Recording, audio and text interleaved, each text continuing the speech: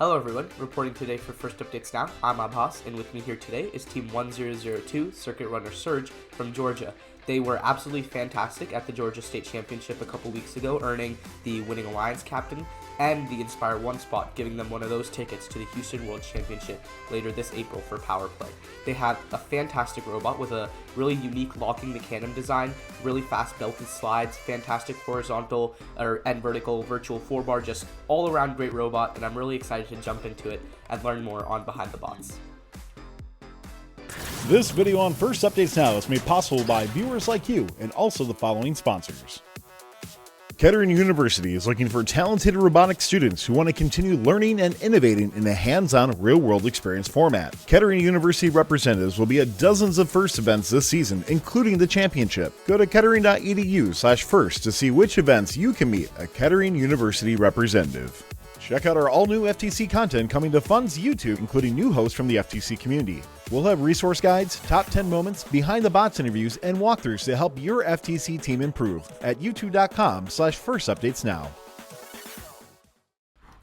Alright guys, let's get started with your drivetrain. Normally with teams that just have like standard mecanum drivetrains, we like to focus more on the other mechanisms on their robot because they've also devoted more time to it. But with your guys' drivetrain, that locking mecanum is a really, really neat feature. So walk us through it, how it works, and what it has done for you guys this season. Right, so our drivetrain has a 16:1 gear ratio, and we use belts to go from the motor to the wheels. Of course, the real two wheels in our drive base are what's called a locking mecanum wheel. So this is what a model locking mecanum wheel right here. And the idea behind a locking mecanum wheel is that with a normal mecanum wheel, your main disadvantage is going to be slippage across the ground. So these rollers turn, and you don't have a lot of traction. With the locking mecanum wheel, what you can use is you use a system of small linkages inside the wheel to then push outwards and lock the rollers of the wheel. So you see, I cannot turn this wheel at all. Yeah, and so just a couple of questions about that is like, when did you develop this? I mean, this seems something it's very risky to spend a lot of that precious season time working on that. So from my understanding, if I were to develop one, I would work on it over the off season. But what did that look like for you guys? The development actually started end of last season. After the World Championship, I think some teams saw the Innovator winner was Team 16461 Infant Turtles, who had the first locking mechanism kind of used in FTC. So we actually started looking at that design, and we noticed a few things about it that were really cool, but we also noticed that it was quite hard to make. It required very complex pre-coded parts. It required very precise tools to be able to put together. So one of our goals with making this locking mechanism over the summer, and most of the off-season, and definitely to the start of the season, was making it a lot easier to build. So this design actually only uses 3D printed parts and 2 screws you ordered off of Amazon. So it's extremely easy to make. Any team can integrate into the drive base very easily, and all the CAD files are public for any team to try it on their own. Mm-hmm. And so as far as actuators go, you guys are I'm assuming you're using the normal motors that team use to power their wheels, and then another servo to actuate the locking mechanism, or how does that work? Yeah, so we use a standard parallel plate mechanism drivetrain, but on the back we have our channel right here. This has 2 servos which have linkages on inside the channel. So these serve to kind of pull and push back this shaft right here to lock it on the wheels. And if I pull the controller here, you can focus on the servos, and you can kind of see them move if I lock it. Oh, it's not plugged in. A second. And so you guys are only using the locking feature on the back 2 wheels, or all 4 of your wheels? So you're only using it on the back 2 wheels. The main reason for this is because most of our weight is on those back 2 wheels, so we get the most advantage from locking those. You could certainly do it on all 4 wheels, but in our case, with such a small drivetrain, we didn't really want to have servos sticking out the front, but that would really interfere with our intake system. Mm-hmm. So use the fewer 2 wheels. It also definitely decreases the amount of work you have to put into building this drive base.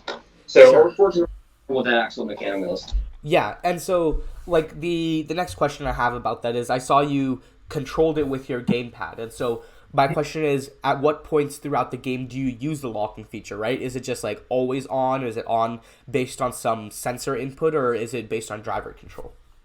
So the gamepad controls for the locking mechanism in Telia really only consists of this one trigger right here. So if I press this in, you can maybe hear the servos that are activated right now. So now it's locked as long as it's the trigger. Second I release it, they'll unlock and then go back to normal. In a game, I often use this, for example, to prevent being pushed. So, for example, if I turn it on, this robot becomes very hard to push sideways. And if it's off, you can push quite easily. So it's off, it starts walking pretty heavily. Yeah, no, that's fantastic. And so, from the autonomous standpoint, do you use it at all in the autonomous period, or is it not needed? Generally, we don't really ever need to use locking mecanum. We actually use open wheel odometry. Odometry typically that's spring loaded to the ground, and I think it's probably. We have a 3-wheel odometry, spring loaded to the ground. Sure. And so I see that you guys have some like discs on the bottom of your robot. Are those weights, or do they have some other feature? What are they? Our amazingly huge brains, we saw that our robot was tipping excessively when the lift was going up. See, these are just some steel weighted gears that are taped and then zip tied to the bottom. Just add a little bit of counterweight, as well as we have some motors that are not plugged in to add a little bit more counterweight. Okay, sounds good.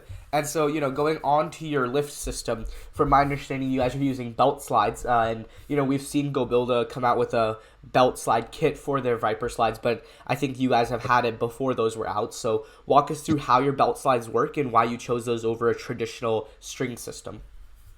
So our lift is continuously rigged with a GT2 belt, and there are 2 side motors. So it's a dual motor lift, and they're powered by 2 pulleys at either end.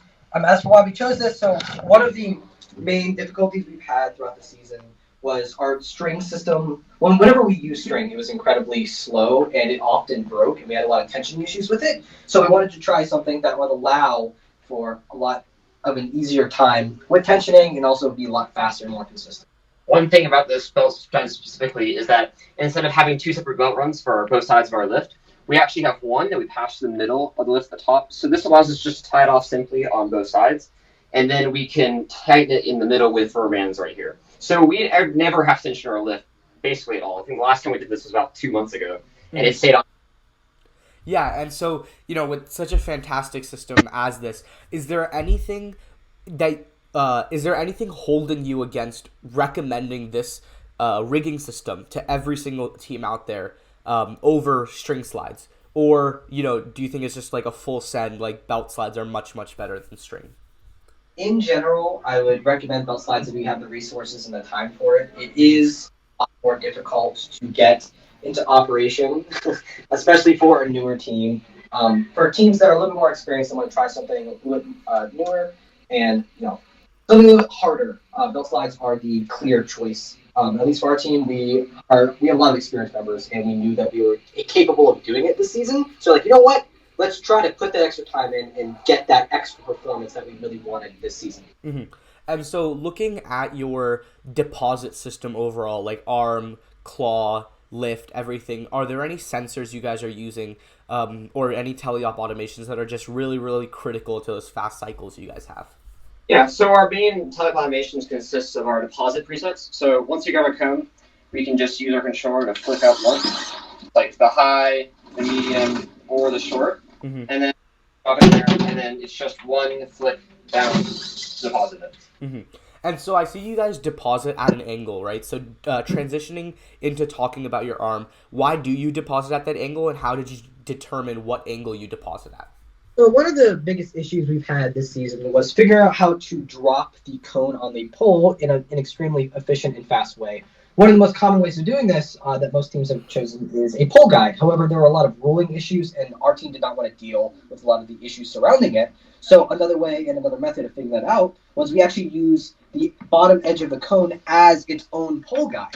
So all we have to do is angle that cone and then just ram straight into the pole, and it locks straight into place. As you can see, all you have to do is walk forward, pops right back right into place. We've been the cone.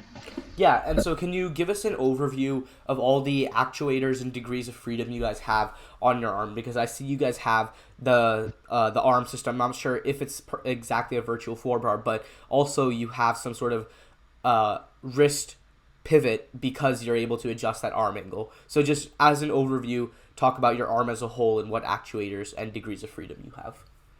So the thing that powers the main part of the pivot is this servo linkage at the top right here. So this actually has a little, just 2 bars linkage. So whenever our arm goes out, it will extend out, pivot the pull mechanism outwards, and whenever it goes back, it'll push down again, and then it'll straighten out.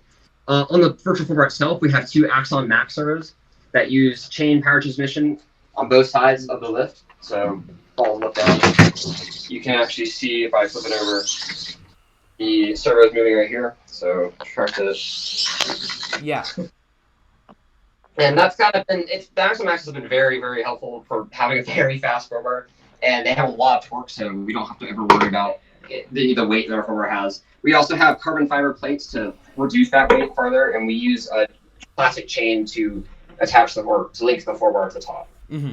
Yeah, no, that's really fantastic. And so, you know, looking ahead at the World Championship, you guys competed in Georgia and then again in Alabama. And in Georgia, you know, you took it home all the way, winning Alliance Captain. Alabama, you also did quite well. So for Worlds, I'm sure you guys want to do extremely, extremely well. So what is the plan there, right? Can you give us a little bit of insight as to what the game plan is looking like for Team 1002?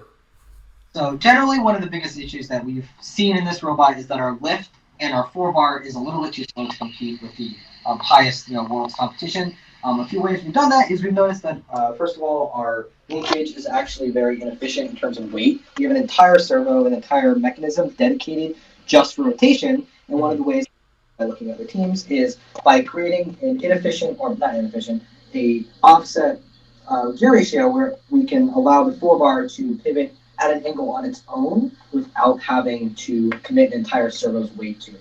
Yeah.